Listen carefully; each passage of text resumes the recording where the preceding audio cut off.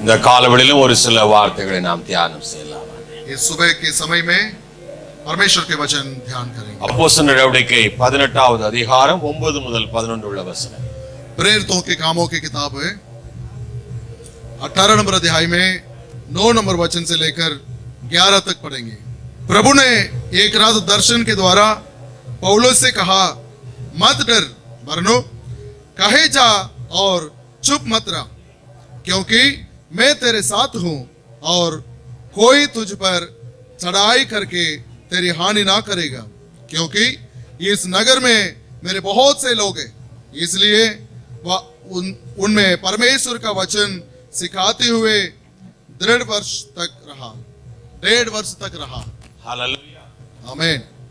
பவுல் அப்போஸ்தலனாகிய தேவ மனுஷனுடைய வாழ்க்கையிலே அவன் தேவன் ஒரு நாளிலே தரிசனமாய் தோன்றி அவர் சொன்ன ஒரு வார்த்தை, பயப்படாதே, நான் ஆமென் நீ தைரியமாய் பேசு, ஆமென் பேசாது இராதே என்று சொல்ல ஆரம்பித்தார். ध्यान से सुनिए।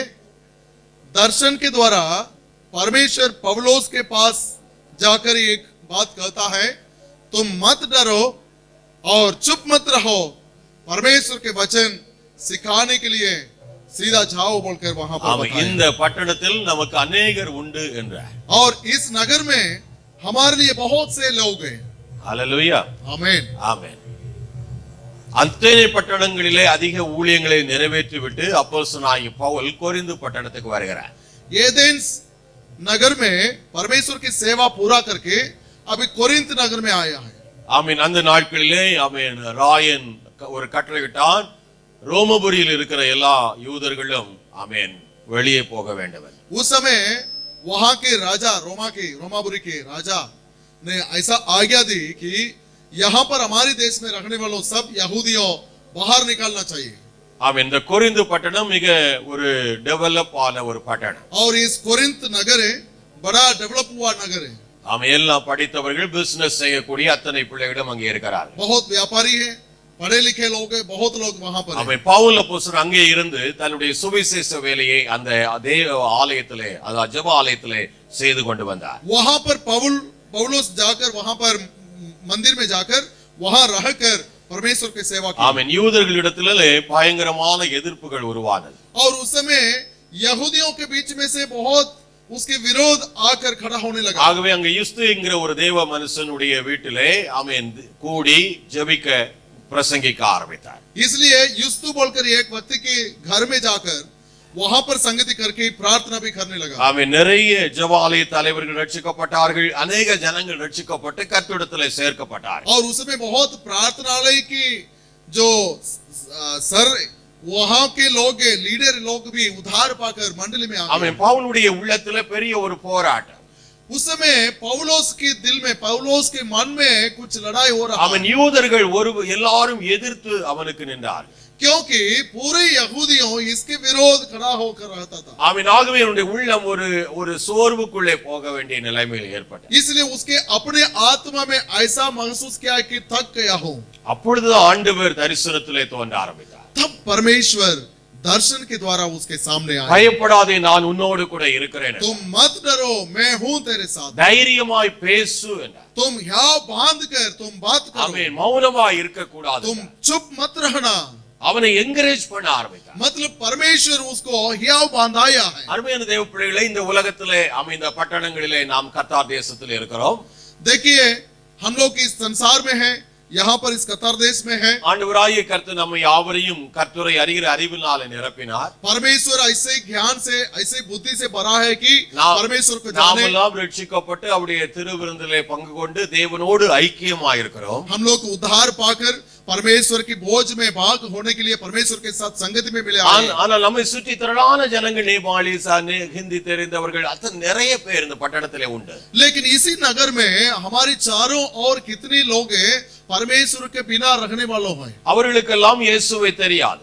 वे लोग यीशु मसीह के बारे में नहीं जानते। ஏதோ ஒன்றை அவர்கள் நம்பி அப்படியே வாழ்ந்து கொண்டிருக்கிறார்கள். कुछ तो बातों को भरोसा करके ये लोग அவருடைய வாழ்க்கையில் அன்றாட ஜீவியம் நடக்க வேண்டும். हर रोज की चाल चलन उसके जीवन में भी होना चाहिए। அப்படிப்பட்ட ஒரு நம்பிக்கையற்ற எதிர்பார்ப்பற்ற ஜனங்கள் நடுவிலே நம்பிக்கையும் எதிர்பார்ப்பும் உள்ள நீங்கள் போய் அவர்களுக்கு சுவிசேஷத்தை அறிவிக்க வேண்டும். वैसे आशा के बिना रहने वालों के बीच में आशा से भरे हुए लोग वहां जाकर आशा दिलाना चाहिए। அவன் ஏன் இந்த சுவிசேஷத்தை நாம் அறிவிக்க வேண்டும்? क्यों ऐसा सुसमाचार हम लोग प्रचार करना चाहिए? இந்த சுவிசேஷம் சம்பூர்ண ஆசீர்வாதங்களை ஒவ்வொரு நபருக்கும் கொடுக்கிறது. क्योंकि ये सुसमाचार ही एक परिपूर्ण आशीर्वाद को हर एक व्यक्ति को देगा। हमें रोमर 15 அதிகாரம் 29 வசனத்திலே வாசிக்கிறோம். रोमियो की किताब में 15वां अध्याय 29 नंबर वचन में हम लोग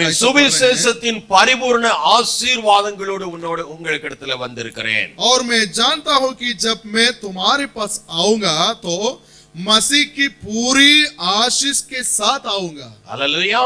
சுவிசேஷத்தின் சம்பூர்ண ஆசீர்வாதங்களால் உங்களை ஆசீர்வதிக்க வருகிறேன். सुसमाचार के द्वारा जो हर प्रकार के आशीर्वाद के साथ आऊंगा। आमीन। சுவிசேஷம் என்ன? सुसमाचार क्या है?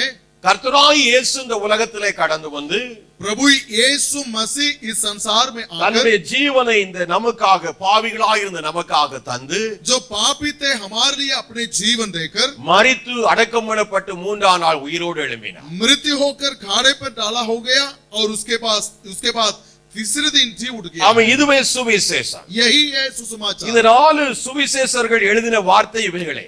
ये चार सुसमाचार की किताबों में यही लिखाया है। அல்லேலூயா. குமாரனாய் இயேசு சகலத்தையும் சிருஷ்டித்து சர்வ வல்லமையுள்ள கர்த்தர் இந்த உலகத்திலே அவர் மனிதனாக ஆமென் உலகத்திலே வந்து நம் உங்களுக்காகவும் எனக்காகவும் உலகத்தில் இருக்கிற எல்லா பாவங்களையும் சுமந்து தீர்க்கும்படியாக உலகத்திலே வெளிப்பட்ட தேவகுமாரனாய் இயேசு। कुछ सृष्टि किया सृष्टिकर्ता परमेश्वर सर्वशक्तिमान परमेश्वर अपने आप को कम करके संसार में आकर तुम्हारे लिए हमारे लिए अपने जीवन देने आया था। ஆமென். அதன் மூலமாக தான் வேதம் சொல்கிறது இந்த சுவிசேஷத்தின் சம்பூர்ண ஆசீர்வாதங்கள்। इसलिए उस सुसमाचार के बारे में बाइबल में लिखाया है कि ये सुसमाचार के द्वारा आने वाली पूरी तरीके से आशीर्वाद है। हालेलुया। இந்த ஆசீர்வாதத்தை நாம் பெற்றிருக்கிறோம். इस आशीर्वाद को हम लोग पाए हैं। நமக்கு ஒரு நம்பிக்கை உண்டு. हमारे लिए आशा है। இயேசு என் பாவத்தை மன்னித்திருக்கிறார். यीशु मसीह मेरे पापों को क्षमा किया அவன் எனக்காக இயேசு சிலுவையில் மரித்தார். मेरे लिए यीशु मसीह क्रूस पर मरा। அவன் இயேசு மூன்றாம் நாள் உயிரோடு எழும்பினார். और तीसरे दिन जी उठ गया है। நமக்கு ஒரு நம்பிக்கை உண்டு. हमारे लिए आशा है। நானும் மரித்தாலும் மீண்டும் எழும்புவேன். ऐसा आशा है कि मैं भी अगर मरूंगा तो मैं जी ஒரு நாளிலே தேவ சன்னிதானத்தில் நான் நிற்பேன். एक दिन परमेश्वर के सामने खड़ा होऊंगा। எனக்காக இயேசு ஆயத்தம் பண்ணி இருக்கிற அந்த பரம வீட்டிலே என்னுடைய கால்கள் நிற்கும். मेरा पैर वहां पर खड़ा होगा कि मेरे लिए जो यीशु मसीह तैयार किया जगह में। ஆமென். நமக்கு ஒரு நம்பிக்கை உண்டு. वैसा भरोसा है। ஆனா உலகத்தில் இருக்கிற நபர்களை நீங்கள் கவனித்து பாருங்கள். लेकिन इस संसार में रहने वालों को देखो அவர்களுக்கு அந்த நம்பிக்கை கிடையாது. वे लोगों के पास ऐसा आशा नहीं है। ஆமென். எபேசியருடைய புத்தகம் 2 அதிகாரம் एफेसियंस की किताब 2 अध्याय में ஆமென் 12 வசனத்திலே வாசிக்கிறோம். वहां पर 12 नंबर वचन में पढ़ रहे हैं। உலகத்தில் இருக்கிற மனுஷர்கள் எப்படி இருக்கிறார்கள்? इस संसार में रहने वालों कैसे हैं? ஆமென். 5 வகையான காரியங்கள் அங்கு சொல்லப்பட்டிருக்கு. 5 तरीके का बात वहां पर बताया ஆமென். है। ஒன்றாவது पहला बात है வாசிங்க. तुम लोग उस समय मसीह से अलग ஆமென். தேவனுக்கு தூரமாய் இருந்தீர்கள். कहां पर था? परमेश्वर से अलग। ஆமென். இரண்டாவது और इस्राएल की प्रजा के पद से अलग। ஆமென். மூன்றாவது और किए हुए और प्रतिज्ञा की वाचाओं के भागी ना थे और आशाहीन और जगत में ईश्वरहीन थे। நிறைய பேருக்கு வேதத்தை புரட்ட முடியல. बाइबल खोल नहीं पढ़ सकते हैं। ஆமென். நாம் புதிதாய் இருக்கிறோம். நாம பூரண பூர்வீகமான கிறிஸ்தவர்கள் அல்ல. हम लोग नए मसीह में नए आया है, पारंपरिक से हम लोग आए नहीं है। ஆமென். ஆனாலும் நாம் ஒவ்வொரு நாளும் வேதத்தை வாசிக்க ஆரம்பிக்க வேண்டும். इसलिए हर रोज बाइबल हम लोग पढ़ते रहना चाहिए। அப்பதான் நம்ம சொல்லும்போது எங்க இருக்கிறது என்று நாம் அறிய முடியும். ताकि हम जान सके कि हम लोग जब कहते समय कहां पर लिखा है। ஆமென். எபேசியர் என்று சொல்லும்போது புதிய ஏற்பாட்டிலே பவுல் எழுதின நிருபம் என்று நமக்கு தெரியும். इफिसुस की किताब बोला तो वो कहां पर लिखा है, कौन लिखा है, कहां पर है बोलकर हम जान सके। அல்ல எபேசியரிலே பவுல் சொல்லுகிறார், इफिसुस की किताब में पौलुस நாம் कहा முன்பு அந்நியராயிருந்தோம், हम लोग मसीह से अलग है, காணியாட்சிக்கு புறம்பாயிருந்தோம், इस्राएल की प्रजा की बात में தேவன் से अलग, அற்றவர்களாயிருந்தோம், ईश्वर ये परमेश्वर के बिना रहते थे, நம்பிக்கையற்றவர்களாயிருந்தோம். आशा के बिना रहते थे। அல்லேலூயா. இப்படிப்பட்ட நம்ம இருந்த நம்மை ஆண்டவர் நம்மை ரட்சித்தார். वैसे रहते थे हम लोग को परमेश्वर छुटकारा दिया। ஆனால் உங்க நண்பர்களும் நீங்க நேசிக்கிற நபர்களும் இன்னும் இப்படிப்பட்ட நம்பிக்கையற்றவர்களாக இருக்கிறார்கள். लेकिन हम लोग जिसको प्रेम करते हैं, हमारे दोस्तों हैं, वे लोग अब तक वैसे ही है। அல்லேலூயா. நமக்கு ஒரு நம்பிக்கை இருக்கிறது, हमारे लिए आशा है, ஆனால் அவளுக்கு நம்பிக்கை இல்லை. लेकिन वे लोग के पास नहीं है। அவன் டெய்லி நாம் சாப்பிடுவதற்காக உழைக்கிறார்கள். वे लोग अपने खाना के लिए, अपने भोजन के लिए काम करते हैं, அதுவே அவளுக்கு திருப்தி. वही उसी में तृप्त होते हैं। ஆனால் நாளைக்கு என்ன நடக்கும், மரித்த பிற்பாடு என் வாழ்க்கை என்ன என்பதை குறித்து அவர்கள் அக்கறை இல்லை. लेकिन कल क्या होगा, मरने के बाद क्या होगा बोलकर उसके बारे में चिंता नहीं है। அல்லேலூயா. ஜீவனுள்ள தேவன் ஒருவர் உண்டு என்று தேடுவதற்கில்லை. जीवनदाता परमेश्वर कोई है बोलकर யாராவது சொல்லாவிட்டால் எப்படி கேள்விப்படுவார்கள் என்று வேதம் கேட்கிறது. अगर कोई व्यक्ति नहीं बताएगा तो कैसे सुनेगा। அவன் பிரசங்கிக்கிறவன் இல்லாவிட்டால் எப்படி கேள்விப்படுவார்கள்? अगर प्रचार करने वाला नहीं होगा तो कैसे सुनेगा। இயேசுவை பற்றி சொல்ல ஆள் இல்லை என்றால் எப்படி கேள்விப்படுவார்கள்? यीशु मसीह के बारे में बताएंगे नहीं तो அவன் कैसे இங்க இருக்கிற सुनेगा। ஒவ்வொரு பேரை நீங்கள் கவனித்து பாருங்கள். यहाँ पर रहने वालों हर एक व्यक्ति को உங்களிடத்தில் देखो, ஒரு நபர் வந்து இயேசுவை சொன்னார். तुम्हारे पास तो कोई आकर यीशु मसीह के बारे में बताया அல்லேலூயா. அதன் மூலமாய் நீ நம்பி இயேசுவிடத்தில் और வந்தீர்கள். उसको भरोसा करके तुम मसीह के पास आए। உங்கள் பாவங்களை தேவன் மன்னித்தார். तुम्हारे पापों को परमेश्वर क्षमा உங்களை किया, தேவ பிள்ளையாய் மாற்றினார். परमेश्वर के पुत्र बनाया। ஓ, அந்த சுவிசேஷத்தின் பரிபூர்ண ஆசீர்வாதத்தை பெற்றுக் கொண்டீர்கள். उस सुसमाचार की पूरी रीति से पूरा तरफ के आशीर्वाद को அவன் पाया है। சாபத்திலிருந்து விலக்கப்பட்டீர்கள். शाप से अलग हो गया, பிசாசின் அதிகாரத்திலிருந்து விலக்கப்பட்டீர்கள். शत्रु के अधिकार से अलग हो அவன் गया, ஜீவனுள்ள தேவனுடைய ராஜ்யத்தில் பங்குள்ளவர்களாய் மாற்றப்பட்டீர்கள். जीवनदाता परमेश्वर के राज्य में भागी हो எவ்வளவு गया। பெரிய ஆசீர்வாதத்தை कितने பெற்றிருக்கிறோம். बड़े आशीर्वाद को पाया है। அல்லேலூயா. அதே போலவே वैसे ही है உன்னுடைய நண்பர்கள், तुम्हारे दोस्तों, உன்னுடைய உறவினர்கள், तुम्हारे நீ रिश्तेदारों உன்னை சுற்றி இருக்கிற நபர்கள் और तुम्हारे चारों ओर है, எல்லாரும் இயேசுவை அறிய வேண்டும். वो सब लोग यीशु मसीह को जानना அவன் चाहिए। யூரோப்பிலே ஒரு தேவ சபை இருந்தது. यूरोप में एक मंडली था। அந்த தேவ சபையிலே அவர்களுக்கு வழக்கம் ஒவ்வொரு ஞாயிற்றுக்கிழமை ஆராதனை முடிந்தவுடனே ஒரு சிலர் டிராக்டை எடுத்துவிட்டு சுவிசேஷத்தை அறிவிக்க போவார்கள். सुनिए, उस मंडली में हर एक आराधना पूरा होने के बाद उस मंडली के लोग में से कुछ लोग ट्रैक्स ले जाकर सुसमाचार बताने के लिए जाते थे। பாஸ்டர் அவருடைய பிள்ளை சிறு பையனா இருக்கிற ஒரு தம்பி சின்ன பையனை கூட்டிட்டு அவரும் போவார். पास्टर अपने बेटा को भी लेकर वो भी जाएगा एक जगह पे। தம்பியும் விடவே மாட்டான், நானும் வருவேன்னு சொல்லி போயிட்டே இருப்பான். और ये लड़का मैं जरूर आऊंगा बोलकर पास्टर के साथ साथ चलता था। ஒரு ஞாயிற்றுக்கிழமை வரும்போது ये एक संडे आया था, அந்த பயங்கரமான மழை. वहां पर बहुत बड़ा बारिश हो रहा है। பாஸ்டர் அப்பா சொன்னார், उस समय पास्टर ने कहा, தம்பி இன்னைக்கு மழை துத்துது, நம்ம போக வேண்டாம், மகனிடத்துல சொல்லுகிறேன். बेटा आज तो बहुत बड़ा बारिश हो रहा है, हम लोग नहीं जाएंगे। மகன் கேட்க ஆரம்பித்தார், तो बेटा ने पूछा, அப்பா पापा இந்த மழையினாலே நரகத்துக்கு போகிறவர்கள் இந்த மழை தடுக்குமா? इस बारिश तो आ रहा है, लेकिन जो नरक में जाने वालों को इस बारिश रुक सकता है क्या? தகப்பனுக்கு ஒரு கேள்வி ஆகிவிட்டது. तो पापा के दिल में एक सवाल निकला भी। ஆனாலும் நாம் போகிறேன் என்று கொடை எடுத்தான், புறப்பட ஆரம்பித்தான். फिर भी ये लड़का ने मैं जाऊंगा बोलकर छाता को उठाकर वो बाहर निकल गया। அந்த மழையிலே போகி ஒவ்வொரு வீடுகளாக கொடுக்க ஆரம்பித்தான். ऐसे बारिश में बाहर जाकर एक एक घर में ट्रैक्स दे रहा था।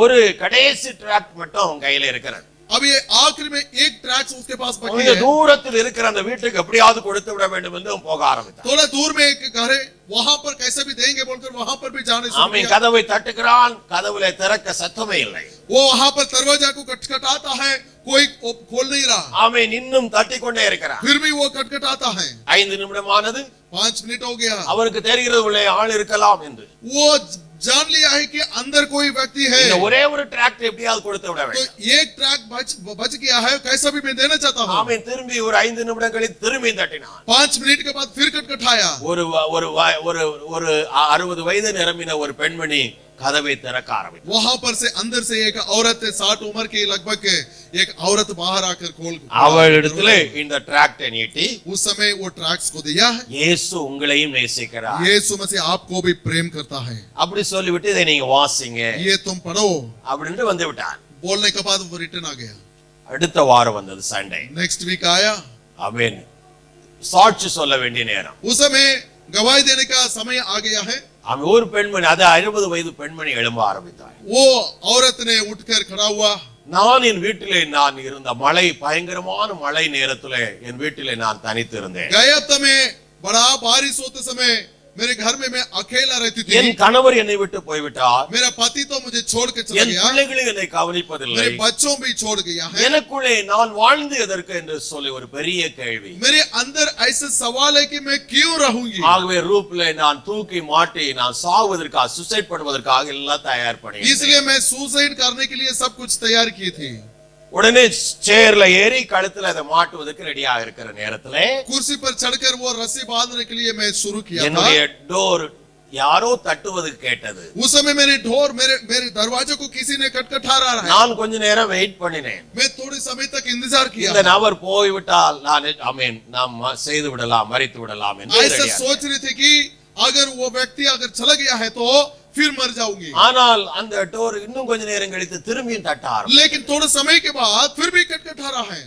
நான் போகவா வேண்டாமா இந்த எனக்குள்ளே போய் யாருன்னு பாத்துடலாமா என்று ஒரு கேள்வி ஆயிருந்தது. मेरे मन में अभी एक और सवाल निकल गया कि जाऊंगा या नहीं जाऊंगा. फिर भी जाकर तो कौन है बोलकर देख के आएंगे. ஆமென். அவள் போய் நான் கதவை திறந்தேன் என்றாள். वहां जाकर मैं दरवाजा खोली. அங்கே ஒரு ஏஞ்சல் நின்று கொண்டிருந்தது. वहां पर एक परमेश्वर का दूत खड़ा हुआ था. ஹல்லேலூயா. என்னிடத்திலே கரத்திலே அந்த டிராக்டை கொடுத்து मेरे हाथ में एक ट्रैक्स दिया. இயேசு உன்னையும் நேசிக்கிறார் என்ற வார்த்தை எனக்கு परमेश्वर வந்தது. तुम्हें भी स्नेह करता है. மரித்து போக வேண்டிய என்னை जो मरने के लिए तैयारी थी, இன்றைக்கு எனக்குள்ளே ஒரு நம்பிக்கையை தந்து आज मेरे हृदय में भी एक இந்த भरोसा दिया இந்த ஆலயத்திலே வரும்படியாக எனக்கு உதவி और செய்தார். इस मंदिर में आने के लिए सहायता की. ஹல்லேலூயா. ஹல்லேலூயா. அந்த டிராக்ட்ல பின்னாடி இருந்த அட்ரஸ் படி நான் பார்த்து இன்றைக்கு இந்த இடத்துல வந்து உங்களை और उस அனுபவிக்கிறேன். ट्रैक्स के पीछे जो एड्रेस है वो देखकर मैं इस मंदिर में आई. ஹல்லேலூயா. हालेलुया.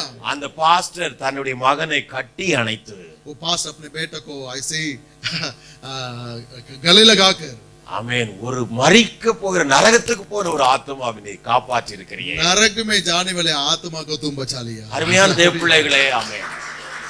இன்னைக்கு எத்தனையோ பிள்ளைங்க தங்கள் வாழ்க்கையை மாய்த்து கொள்ளும்படிக்காக இருக்கிறாங்க. आज कितने लोग हैं अपने जीवन को खत्म करने के लिए எத்தனை चाहते हैं. பிள்ளைகள் தனி ரூம்ல கிடந்து அழுகிறார்கள். कितने लोग अपने कमरे में रो रो कर बैठते ஆண்டவரே, हैं. ஏன் நான் வாழ வேண்டும் என்ற கேள்வியோடு இருக்கிறாங்க. मैं इस संसार में क्यों रहूं बोलकर सवाल के எத்தனை साथ हैं. பேருக்கு நம்பிக்கையற்ற நிலை இருக்கிறது. कितने लोग आशा के बिना चलते हैं. நீங்களும் நானும் தேவனை அறிந்தவர்கள். हम लोग परमेश्वर को जानते हैं. அந்த இயேசு தன்னுடைய இருதயத்தில் இத்தனை தியாகத்தையும் ஜீவனையும் கொடுத்து அவர் இன்னும் அங்கலாய்த்துக் கொண்டே இருக்கிறார். वो यीशु मसीह मेरे लिए सब कुछ त्याग करके अब तक वहां पर खड़ा है. அவன் யாரை நான் அனுப்புவேன், किसको मैं भेजूं, யார் என்னுடைய காரியமாய் போவார் मेरे बारे में कौन जाएगा. என்று அவருடைய உள்ளம் துடித்துக் கொண்டே இருக்கிறார். वैसे परमेश्वर का हृदय तड़पता है. உங்களுக்கு தெரியுமா, आप लोग जानते हैं क्या, ஒரு ஆத்மா அந்த பூமியிலே ரட்சிக்கப்படும் போது अगर एक व्यक्ति उद्धार पाएगा तो பரலோகத்தில் மிகுந்த சந்தோஷம் உண்டாகிறது என்று स्वर्ग வேதம் में சொல்கிறது. बहुत बड़ी आनंद होगा. ஒவ்வொரு மனிதனும் விடுதலையாக்கப்படும் போது एक एक व्यक्ति छुटकारा पाता समय பரலோகத்திலே முழு குடும்பங்கள் ஆர்ப்பரிக்கிறது. स्वर्ग में बहुत बड़े पूरे परिवारों में बहुत बड़ी आनंद होगा. ஆமென். தேவனுடைய விருப்பம் என்ன? परमेश्वर की इच्छा क्या உலகத்தில் है, இருக்கிற எல்லா மனுஷனும் இயேசுவை அறிய வேண்டும். इस संसार में रहने वालों सब लोग यीशु मसीह को जाना, இயேசுவை அறிந்து நித்திய ஜீவனை பெற வேண்டும். यीशु मसीह को जानकर अनंत जीवन पाना எல்லா है. மனுஷனும் சத்தியத்தை அறிய வேண்டும். सब लोग सत्य को जाना है. அதற்காகவே தேவகுமாரன் வெளிப்பட்டார். इसलिए मसीह यीशु मसीह आया. இன்னைக்கும் பிதாவின் அருகிலே நின்று आज भी पिता परमेश्वर के தான் सामने சிந்தின ரத்தத்தை ஏந்தி கொண்டு अपने पवित्र लहू जो बहाया लहू இன்னும் को ஜனங்களுக்காக பரிதவித்துக் கொண்டிருக்கிற இயேசு अब तक लोगों के लिए प्रार्थना करने वाले यीशु मसीह, அப்படிப்பட்ட இயேசுதான் இங்க பவுலிடத்திலே சொல்லுகிறார். वो यीशु मसीह यहाँ पर पौलुस के साथ बात किया, அவன் அருகிலே வந்து நின்று उसके पास आकर, பவுலே हे पौलुस, நீ அமைதியாயிராதே, तुम चुप मत रहना, அவன் சுவிசேஷத்தை பிரசங்கம் பண்ணு, सुसमाचार को प्रचार कर, இந்த பட்டணத்தில் अनेகர் உண்டு, इस संसार में बहुत लोग हैं, அருமையான தேவப்பிள்ளையே, இந்த பட்டணத்தில் நிறைய பேர் உண்டு, इस नगर में बहुत लोग हैं, நீங்க சொல்லாவிட்டா अगर हम नहीं யார் कहेंगे சொல்ல முடியும்? कौन कहता है? இயேசுவை அறிந்து நீங்கள் சும்மா இருந்தால் यीशु मसीह को जो जाना व्यक्ति चुप रहेगा அநேக तो ஆத்துமாக்கள் நரகத்தை நோக்கி போய் கொண்டிருக்கும். बहुत आत्मा वो नरक में जाएगा। ஆமென். நீங்கள் நாம் உத்தரவாதியாக இருக்கிறோம். हम लोग को उसका जिम्मेवारी है, ஆமென். நாம் சொல்லியே ஆக हम வேண்டும். लोग जरूर कहना है। அதுதான் பவுல் சொன்னார், इसलिए पौलुस कहा, சுவிசேஷத்தை அறிவிக்காவிட்டால் எனக்கு ஐயோ. पौलुस ने कहा था अगर सुसमाचार प्रचार नहीं करूंगा ஏன் तो मुझे हाय, இயேசுடைய இருதய துடிப்பை பவுல் அறிந்தவனாய், क्योंकि यीशु मसीह के दिल की धड़कता को वो जानता है। அல்ல அவன் அருகிலே நின்று यीशु मसीह के पास அவனே होकर ஒரு இரக்க சுவாபத்தோடு மனதுருக்கத்தோடு பவுலை பார்த்து சொல்லுகிறார், परमेश्वर यीशु मसीह पौलुस के साथ जाकर वहां पर तरस खाकर उसको कहा, पौलुस के साथ कहने लगा, ஓ இந்த பட்டணத்தில் अनेகர் உண்டு, इस नगर में बहुत लोग நீ हैं, மௌனமாயிராதே, तुम चुप मत रहना, நான் உன்னோடு இருப்பேன். मैं तेरे साथ रहूंगा। அல்லேலூயா. உங்களோடு கர்த்தர் இருக்கிறார். आप लोग के साथ भी ஓ परमेश्वर है। என்னை அறியாமல் ஒரு அடைக்கலால் குருவி கூட கிடை விடாது என்றார். परमेश्वर ने कहा था एक छोटा पक्षियों भी मेरे जानकारी के बिना नीचे नहीं गिरेगा। அல்லேலூயா. உங்கள் யாவரையும் அறிந்து வைத்திருக்கிறார். हम सबों को जानता है परमेश्वर। சுவிசேஷம் அறிவிக்க வேண்டியது நம்முடைய கடமை. परमेश्वर के सुसमाचार बताना हमारी जिम्मेदारी है। இயேசுவோடு கூட இருக்கிற ஒவ்வொரு நபர்களின் உள்ளத்திலும் ஆத்துமாவை குறித்தாலே பாரம் உண்டாகிக் கொண்டே இருக்கும். यीशु मसीह को जिन्होंने नहीं जाना है उसके आत्माओं के बारे में हमारे हृदय में एक दुख होना चाहिए। ஆமென். இந்த 18வது நூற்றாண்டிலே ஆமென் இங்கிலாந்து தேசத்திலே ஆமென் ஒரு எழுப்பலுக்காக ஜெபம் பண்ணி கொண்டிருந்தார்கள். इंग्लैंड में 200 वर्ष पहले वहां पर बहुत बड़ा जागृति के लिए मंडली प्रार्थना करा है। ஆமென். ஒவ்வொரு மாதத்தின் முதல் திங்கட்கிழமை கூடி அவர்கள் எழுப்புதலுக்காக ஜெபிக்க ஆரம்பித்தார்கள். हर एक महीना में पहला सोमवार में सब मिलकर वो बहुत बड़ा संसार की जागृति के लिए प्रार्थना करा है। அப்பொழுது இங்கிலாந்தில் இருந்த அந்த பட்டணத்தில் இருந்த ஒரு வாலிபன் ஆமென் அந்த வாலிபன் உள்ளத்திலே தேவன் ஒரு காரியத்தை செய்ய ஆரம்பித்தார். उस समय उस देश में एक जवाने लड़का था, उसके हृदय में परमेश्वर विलियम कैरी என்கிற ஒரு தேவ மனுஷன், उसका नाम विलियम कैरी है। ஒரு சாதாரண ஷூ பாலிஷ் போடக்கூடிய ஷூ மேக்கர் அவன். वो शू को जूते को सफाई करने वाला पॉलिश करने वाला एक लड़का படிப்பு है। ஒன்றும் கிடையாது. वो ज्यादा लिखा पढ़ा नहीं, ஒரு 15-16 வயதுகள் இருக்கும். वो 15-16 उम्र तक होगा। அவன் செய்யற தொழில் ஷூ அவன் பாலிஷ் போடுறது ஷூ செய்யற उसका काम यह है कि बस शू पॉलिश करना है। ஆனால் அவன் கையில ஒரு நாளில ஒரு துண்டு பிரதி கிடைக்காது. लेकिन उसके हाथ में एक दिन एक ट्रैक्स मिला है। அவன் எட்வர்ட் எழுதின அருமையான வார்த்தைகள் அதில் அடங்கி இருந்தது. वो उसको जिसने लिखा है था उसका नाम एडवर्ड है। அவன் ஜோனாதான் எட்வர்ட் என்ற ஒரு எழுப்புதலுக்கு அமெரிக்காவில் எழுப்புதலுக்கு காரணமாக இருந்த ஒரு நபர். अमेरिका देश में बहुत बड़ा जागृति का कारण है परमेश्वर का दास, उसका नाम जोनाथन एडवर्ड है। उन्होंने जो लिखा था वो चिट्ठी इसके पास मिला। அவன் இந்த சிறு பையன் அந்த கையில கிடைக்கும் போது इसका हाथ में मिलने के बाद அதை அவன் வாசிக்க वो उसको पढ़ने में அவருடைய உள்ளத்திலே ஆண்டவர் கிரியை செய்ய ஆரம்பித்தார். उसके हृदय में परमेश्वर काम करने लगा। அவன் தேவாலயத்தை கடந்து போக ஆரம்பித்தான். वो परमेश्वर के मंदिर में गया है। அவன் மூப்பரிடத்தில் பேச ஆரம்பித்தான். वहां पर लीडर्स लोग ஓ இருண்ட தேசங்கள் இன்னும் உலகத்தில் இருக்கிறது. अंधेरे में रहने वाला देश है बहुत है। அவன் சுவிசேஷமே கேள்விப்பட்டிராத ஜனங்கள் உலகத்தில் இருக்கிறது. बहुत लोग हैं जिन्होंने सुसमाचार को अभी तक நாம் नहीं सुना। இங்கிருந்து புறப்பட்டு போய் சுவிசேஷத்தை அறிவிக்க வேண்டும். हम लोग यहाँ से जाकर सुसमाचार प्रचार करना है। அந்த மூப்பர்கள் பாஸ்டர் சொன்னாரு, ஓ நீ சின்ன பையன் பேசாம இரு. वहां पर लीडर्स लोग ने कहने लगा कि तुम छोटा है अभी चुप रहो। தேவன் செய்வார் என்றால் அவர் அற்புதங்களை செய்து அவர் செய்து கொள்ளட்டும். परमेश्वर अगर कर सकता है तो बहुत बड़े अद्भुत நாம் करके போய் परमेश्वर ஒன்றும் करता है। சாதித்து விட முடியாது. हम लोग जाकर कुछ नहीं कर सकते ஆனா அந்த हैं। வாலிபன் உள்ளத்திலே பொங்கிக் கொண்டே வந்து தேவ அன்பு பொங்கிக் கொண்டே வரார். लेकिन ये जवाने लड़का के हृदय में परमेश्वर का प्रेम ऐसे उमड़ रहा ஓ है। தன்னை போல இருந்த தன்னுடைய நண்பர்களை அவன் சேர்க்க ஆரம்பித்தான். हम उनके जैसा जितने दोस्तों हैं उसके साथ शामिल அவன் हुआ। 11 பேர் அவனோடு கூட சேர்க்கப்பட்டார். 11 लोग मिल किया है। அவன் ஒரு மிஷனரி, அவன் ஒரு ஏக்கத்தை, ஒரு சொசைட்டியை உருவாக்கினான். उस समय उन्होंने एक सुसमाचार प्रचार करने का एक सोसाइटी बनाया है। அவன் பேப்டிஸ்ட், மிஷனரி சொசைட்டி என்று சொல்லக்கூடிய ஒரு சொசைட்டியை ஆரம்பிச்சான். उसका नाम है बाप्टिस्ट मिशनरी सोसाइटी है। அவன் சொன்னான், நான் முதல் மிஷனரியாக போகிறேன். उन्होंने कहा मैं पहला मिशनरी बनकर मैं जाऊंगा। அவன் மேப்புகளை பார்த்துட்டு இந்தியாவை தேர்ந்தெடுக்க ஆரம்பித்தான். उन्होंने मैप को देख रहा था, देखने के बाद उन्होंने चुनाया इंडिया, भारत देश को चुना। அவன் புறப்பட்டு கல்கத்தா தேசத்து, கொல்கத்தா இன்றைக்கு இருக்கிற கொல்கத்தாவுக்கு புறப்பட்டான். वो आया, आज आकर बांग्लादेश, हमारे वेस्ट बंगाल में कोलकाता में आया था। அல்லேலூயா. அவன் அங்கே சுவிசேஷத்தை பிரசங்கம் பண்ண ஆரம்பித்தான். वहां पर सुसमाचार प्रचार किया। பிரச்சனை அவன் லாங்குவேஜ், மொழி தெரியாது. अभी तो इसके पास एक प्रॉब्लम है कि उसको तो भाषा नहीं जानता है। அல்லேலூயா. இரண்டாவது அந்த பிரிட்டிஷாரும் அவனை அடக்க ஆரம்பித்தார். और वहां की सरकार भी इसको दबाने लगा। அவன் உடனே சிரம்பூர் என்கிற இடத்துக்கு கடந்து போகிறான். तो वहां से निकाल के सरम्बूर बोलकर एक जगह में आया था। அவன் அந்த தேசத்தில் போனபோது தன் மனைவியை இழக்க ஆரம்பித்தான், பிள்ளைகளை இழக்க ஆரம்பித்தான். தனித்து விடப்படுகிற ஒரு பெரிய கொடிய நேரம். वैसी सेवा करते हुए अपनी पत्नी मर गया है, बच्चे लोग गया है, वो तो बड़ा नुकसान के सामने था। ஒரு காரியத்தில் அவன் சிரம்பூர்ல வந்து அவன் மொழிபெயர்க்க ஆரம்பித்தான் அநேக வேதங்களை. वो ऐसे अकेला होने के बाद सरम्बूर नगर में आकर बहुत बाइबल को बहुत भाषाओं में ट्रांसलेशन किया। கிட்டத்தட்ட 40 மொழிகளை கற்று அந்த மொழிகளிலே வேதத்தை ஒரு பகுதிகளை மொழிபெயர்க்க ஆரம்பித்தார். उन्होंने 40 भाषाओं को सीख लिया। उसके बाद पूरा भाषाओं में पवित्र बाइबल को ट्रांसलेशन அவன் 20 மொழிகளிலே புதிய ஏற்பாட்டை மொழிபெயர்க்க ஆரம்பித்தார். 20 भाषाओं में नया नियम को उन्होंने रिलीज किया। ஒரு யூனிவர்சிட்டியை நபர் உருவாக்க और ये बहुत बड़ा कॉलेज को बनाया था। அவ்வளவு பெரிய காரியத்தை ஒரு தனிநபர் புறப்பட்டு வந்து செய்ய ஆரம்பித்தார். इतने बहुत बड़े कामों को एक अकेला एक व्यक्ति ஒரு ஷூ மேக்கர், एक शू पॉलिश करने वाला है। படிப்பு அந்த அளவுக்கு இல்லை, ज्यादा पढ़ा लिखा ஆனா नहीं, உள்ளத்திலே இயேசுவை சொல்ல வேண்டும். लेकिन यीशु मसीह के सुसमाचार बताना இந்த चाहिए। கண்டபாய் இந்திய தேசத்துக்கு வெளிச்சம் உண்டாக வேண்டும். इस अंधेरे में रहते हुए जिस देश में प्रकाश होना அவன் चाहिए। சொல்ல ஆரம்பிக்கும் போது அவன் பாஷை தெரியாத இவர்களுக்கு, படிப்பறிவு இல்லாத இவர்களுக்கு, எழுத்து தெரியாத இவர்களுக்கு எழுத்தை சொல்லிக் கொடுக்க வேண்டும். ये उस समय उसका ऐसा भी समस्या था कि जिसको मैं प्रचार कर रहा हूं उन लोगों को भाषा चाहिए और उसके भाषा में पवित्र बाइबल भी चाहिए। ஹல்லேலூயா. ஸ்கூல்களை ஆரம்பிக்க ஆரம்பித்தார். वो स्कूल இப்படி पर பல காரியங்களை சொசைட்டியிலே மாற்றங்களை உண்டாக்கினார். वैसे समुदाय में बहुत बड़ा बदलाव இந்திய किया है। தேசத்திலே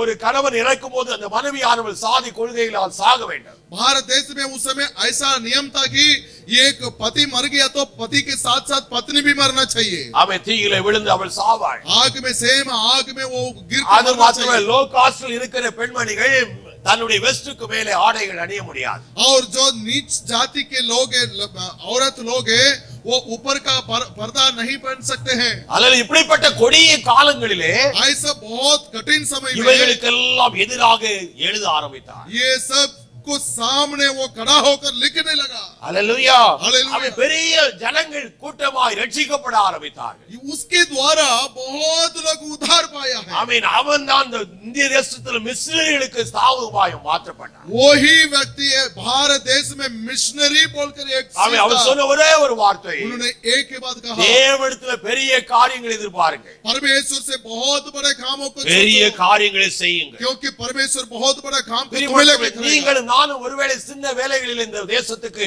சாப்பாட்டுக்காக வந்திருக்கலாம். चाहे हम लोग इस देश में छोटे मोटे काम के लिए आए होंगे, ஆனா நீங்கள் அறிய வேண்டும், लेकिन हम लोग जानना चाहिए இப்படிப்பட்ட உலகத்திற்காய் கழுதையை தேடி போன அந்த சவுலை ராஜாவாய் மாற்றின தேவன், जैसे ही गधा को ढूंढ कर गया था साउल को परमेश्वर ने राजा बनाया, அவன் நம்மை இந்த உலகத்தின் தேவைகளுக்காய் இந்த தேசத்திலே கொண்டு வந்தவர், वैसे ही इस संसार की जरूरत के लिए देश में हमें அவன் लेके இந்த आया। தேசத்திலே நம்மை ரட்சித்து इस देश में उद्धार देकर அவன் தேவனை அறியும்படியாய் செய்தார். परमेश्वर को जानने के लिए அல்ல परमेश्वर நீங்க किया। உங்களை கொண்டு கர்த்தர் பெரிய காரியங்களை செய்ய வேண்டும் என்று எதிர்பார்க்கிறார். इसलिए हमें लेकर परमेश्वर बड़े कामों को करना चाहता है। அல்லேலூயா. சாதாரணமாய் இருக்கிற நபரை அவன் அசாதாரணமாய் மாற்றுகிறவன் एक கர்த்தர். मामूली व्यक्ति को असाधारण व्यक्ति बनाना चाहता है। அப்ப ஒரு நாள் ஆமென் ஒரு சமரிய ஸ்திரீ இயேசுவை சந்தித்தாள். सामरी की स्त्री एक दिन यीशु मसीह से मिली है। ஆமென். அவளை குறித்து ஆண்டவர் பேச ஆரம்பித்தார். उसके बारे में यीशु मसीह बात करने ஓ, लगा। உனக்கு 5 கணவர் இருந்தார்கள், இப்பொழுது அவர்கள் இல்லை, இப்பொழுது இருக்கிறவன் உனக்கு கணவன் இல்லை. उसके जीवन में जो हुआ था, तुम्हारे जीवन में 5 पति थे, अभी कोई भी नहीं है। யோவான் 4ஆம் அதிகாரத்திலே ஆண்டவர் பேசுகிறார். यूहन्ना 4 नंबर अध्याय में लिखा है, அவளுக்கு ஜீவ தண்ணீரை குறித்து பேசினார். जीवन जल के बारे में बात किया। அவள் தான் தன்னிடத்தில் பேசுகிற மெசியா என்று அறிந்தவுடனே उस समय ये स्त्री जान लिया है कि मेरे साथ जो बात करने वाला यीशु मसीह, அவளுடைய உள்ளத்திலே ஒரு பெரிய சந்தோஷம் சமாதானம் உருவானது. उसके हृदय में बहुत बड़ी आनंद और शांति हो गया। இதுவரைக்கும் இல்லாத நம்பிக்கையற்ற நிலைமை, கைவிடப்பட்ட நிலைமையிலே அவளுக்கு ஒரு புதிய புத்துணர்வு உண்டானது. वो त्यागा हुआ आशा के बिना रहते हुए जीवन में एक नया आशा आ गया। Hallelujah, hallelujah, hallelujah. அவள் உடனே குடத்தை வைத்துவிட்டு பட்டணத்துக்கு ஓட ஆரம்பித்தாள். तुरंत वहां पर से वो अपने नगर में चला गया है। हालेलुया. अங்கே ஓடி எல்லா பட்டணத்தில் இருக்கிறவங்களுக்கு சொல்ல ஆரம்பித்தாள். वहां जाकर नगर में सब लोगों पास ஓ, நான் ஒரு நபரை சந்தித்தேன், मैं एक व्यक्ति से मिला, அவர் மெசியா, वो मेसिया, அவர் கிறிஸ்து, वो यीशु मसीह। நீங்கள் வந்து பாருங்கள். अब तुम लोग आकर देखें, முழு பட்டணத்தையும் கிறிஸ்துவிடத்திலே கொண்டு வந்தார். पूरे नगर को मसीह के पास ஒரு लेकर आ ஸ்திரீ गया। செய்ய முடியுமானா एक स्त्री अगर कर सकते हैं நீங்கள் நாங்கள் செய்ய तो முடியும். हम लोग भी कर सकते हैं। அருமையானது எப்படி? ஹalleluya. हालेलुया, உங்களால செய்ய முடியும். तुमसे होगा। ஆமென். தேவ உங்களுக்குள்ள இருப்பாரானால், अगर परमेश्वर तुम्हारे अंदर है, உண்மையான ரட்சிப்பை நீங்கள் பெற்றது अगर உண்டானால், सच उद्धार को पाया है, உண்மையிலே இயேசுவை நீங்கள் நேசித்தது உண்டானால், अगर सच से यीशु मसीह को प्रेम நீங்க करोगे ஒரு நாளும் சும்மா இருக்க तो மாட்டீங்க. हम एक दिन भी चुप नहीं रहेंगे। ஆண்டவரிடத்திலே பெரிய காரியங்களை செய்வீர்கள். परमेश्वर के लिए बहुत बड़े कामों को செய்ய करेंगे। வேண்டியது என்ன? क्या करना चाहिए? ஆமென்.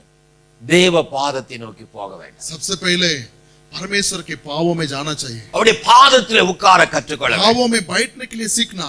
ஆமென். பாருங்க, நாம் அறிந்தவர்கள், हम लोग जान लिया है, இயேசுவை அறிந்தவர்கள், यीशु मसीह को जाना, இயேசு என்ன செய்வார் என்று நமக்கு தெரியும். और हम ये भी जानते हैं कि यीशु मसीह क्या करेगा। ஆனால் இயேசுவிடத்திலே உட்காருவதற்கு நாம் தயங்குகிறோம், நேரம் இல்லை என்று ஒதுக்குகிறோம். लेकिन मसीह के पावों में बैठने के लिए हम लोग बहुत सोचते हैं, समय नहीं बोलते हैं। ஹalleluya. ஆமென். நாம் தேவ பாதத்தில் உட்கார हम लोग கற்றுக்கொள்ள. परमेश्वर के पावों में बैठने के लिए सीखना चाहिए। பாவங்களிலே பெரிய பெரிய பாவம் என்னவென்றால், पाप में बड़े पाप क्या है? நீங்க என்ன நினைப்பீங்க? आप लोग क्या सोच रहे हैं? பாவத்துல பெரிய பாவம் पाप में बड़ा पाप क्या है? கொலை, பாதகம், मृत्यु, हत्यार, விபச்சாரம், व्यभिचार। हाँ, जो बड़ाई करने के लिए जानता है लेकिन नहीं करेगा तो वो बहुत बड़ा पाप है। ஹalleluya. நாம் செய்ய திராணி இருந்தும் செய்ய தவறுகிறது பாவம். अगर करने के लिए ताकत है फिर भी नहीं करेंगे तो वो बड़ा पाप है। ஹalleluya. செய்யக்கூடியதை செய்யாமல் செய்யக்கூடாததை செய்கிறது பாவம். दूसरा ये भी सुनो, जो हम लोग से कर सकते हैं उसको छोड़कर जो नहीं कर सकते हैं, नहीं करना चाहिए, उसको करेंगे तो भी पाप है। ஹalleluya. ஜெபிக்க நேரம் இருந்தும் அந்த நேரத்தை வேற எதுக்காவது அலுவலிலே செலவிட்டால் அது பாவம். उसका मतलब है प्रार्थना करने के लिए समय है लेकिन प्रार्थना के समय में दूसरा कुछ करेंगे तो पाप है। ஹalleluya. ஒரு 5 நிமிடம் தேவ சமூகத்தில் உட்கார பாடாதீங்க. 5 मिनट परमेश्वर के पावों में बैठने के लिए सीखना जबरदस्त है। தனிய தேவ சமூகத்தில் போங்க. अकेला परमेश्वर के पावों में समूह में जाओ, இயேசுவை இடத்துல பேசுங்க. यीशु मसीह से बात करें। ஆண்டவரே, நீ ரட்சித்தீரே, परमेश्वर मुझे उद्धार किया, இந்த உலகத்தில் நான் என்ன செய்ய வேண்டும் என்று விரும்புகிறீங்க? मुझे छुड़ाया, मैं क्या करने के लिए चाहते हो? பவுலை சந்தித்த உடனே पौलुस को मिलने के बाद பவுல் உடனே ஆண்டவர்கிட்ட கேட்டால், पौलुस तुरंत मसीह से पूछा, ஆண்டவரே, நீர் நான் என்ன செய்ய வேண்டும் என்று விரும்புகிறீர்? हे स्वामी, मैं क्या करने के लिए आप चाहते हो? ஹalleluya. என்னைக்காவது நீங்க கேட்டிருக்கீங்களா? कभी हम लोग कभी पूछा है?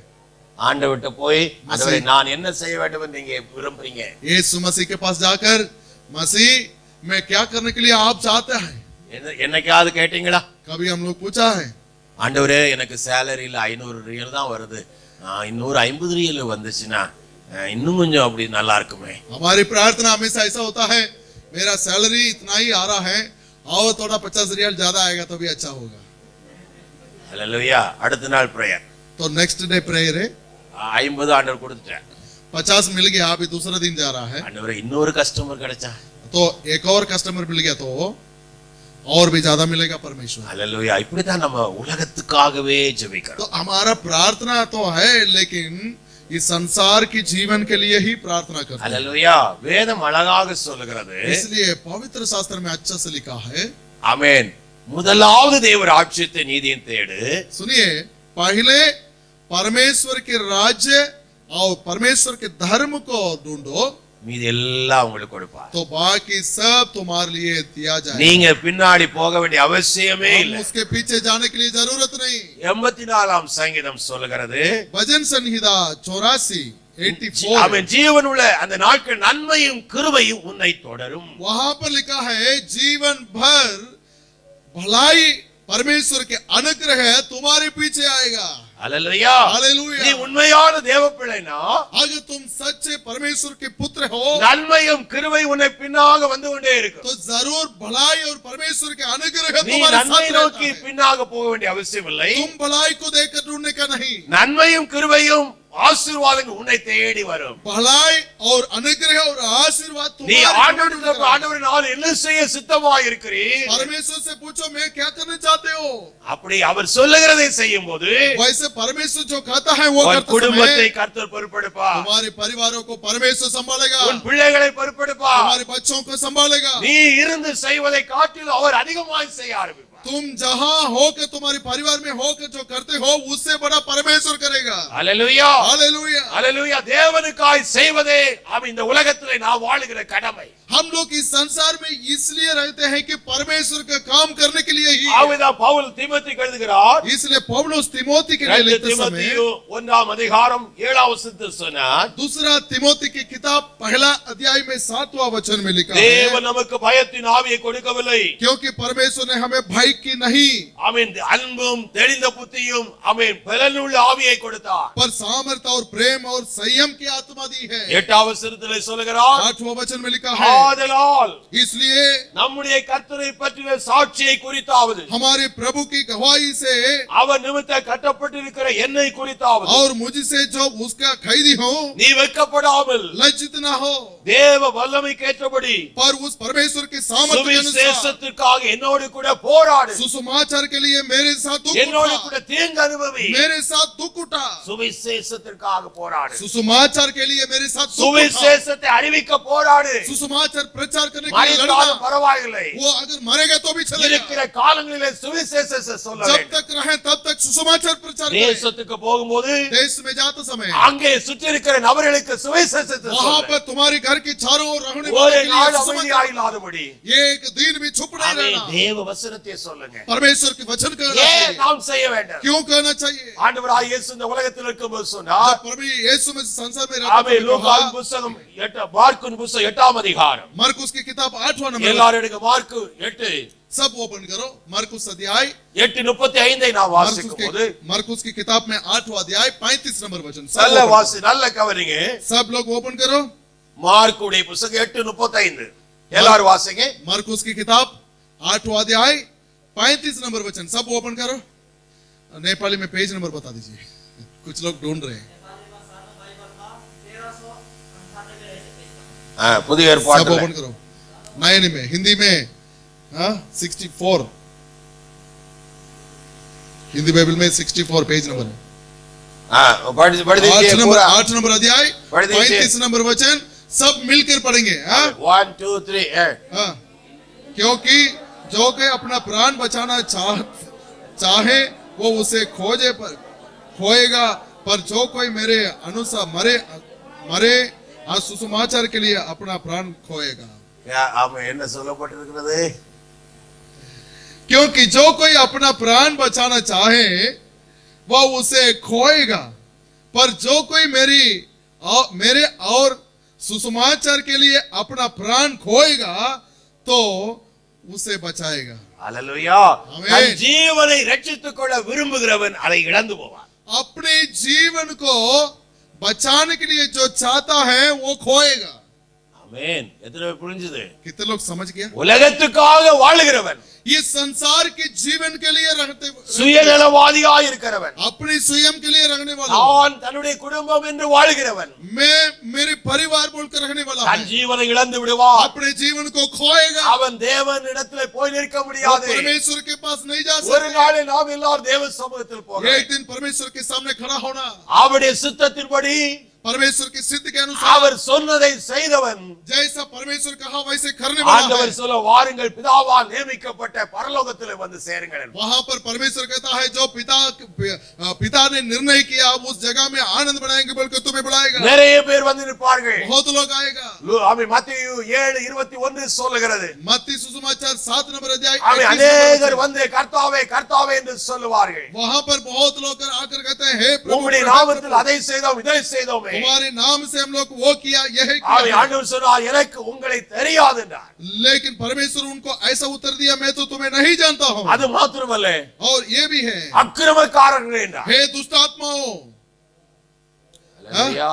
वहां पर कहा अधर्म कुकर्मियों, சுயநலமாய் வாழுகிற ஒரு நபர், कुकर्म करने वालों, स्वयं के लिए रहने वालों। அக்கிரம செய்கைக்காரர் என்றார். यहाँ पर परमेश्वर कहा कुकर्म करने वालों। உங்களுக்காக மட்டும் வாழ்றீங்களா? क्या आप अपने लिए रहते हैं? உன்னுடைய சரீர சுகங்களுக்காக உன்னுடைய ஆத்துமா சுகங்களுக்காக ஆமென் இச்சைகளுக்காக வாழ்ந்து கொண்டு இருக்கிறீங்களா? अपने शरीर के सुख, अपने इच्छा के सुख के लिए आप जीवन बिताए हैं? அல்லேலூயா. உலகத்தின் ஆசை இச்சைகளுக்காக ஆமென் மாலங்கமான காரியங்களிலே ஈடுபட்டு உங்க நேரங்களை பிரயாசங்களை கொடுக்கிறீங்களா? और इस संसार की जो हानि समय, हमारे समय को ऐसा हानि करते हैं कि जो कुछ भी नहीं है, அல்லேலூயா. உன் ஜீவனை இழந்துடுவீங்க. तुम्हारे जीवन को खोएगा। ஆனால் தன் ஜீவனை போனாலும் கிறிஸ்துவுக்காய் வாழ்கிறவன், लेकिन मसीह के लिए अगर अपने जीवन को भी खोएगा, அவன் மரித்தாலும் वो मरेगा तो भी அவன் ஜீவனுடையவனாய் वो இருக்கிறான். जीवन पाए करेगा। அல்லேலூயா. ஆமென். இந்த ஆண்டவர் இயேசு இந்த உலகத்தில் இருக்கும்போது जब यीशु मसीह संसार में रहते समय மனதுருக்கம் உள்ளவராய் சுற்றி वो திரிந்தார். तरस खाकर बहुत ஓ மேய்ப்பில் இல்லாத ஆடுகளைப் போல சுற்றி திரிகிறது. चरवाहा के बिना रहते हुए पेड़ों के समान है। ஓ அறுவடையோ மிகுதி, वो काटने का फल बहुत है ஆட்கள் இல்லை. लेकिन काटने वाला नहीं। அல்லேலூயா. அறுவடை மிகுதியாய் விளைந்திருக்கிறது, लेकिन काटने का तो बहुत है, அவருடைய வேலை செய்ய அறுத்தெடுக்க ஆட்கள் இல்லை. लेकिन काम करने के लिए आदमी नहीं। அறுவடைக்கான எஜமானிடத்தில் வேண்டுங்கள். इसलिए काटने वालों के लिए प्रार्थना करो।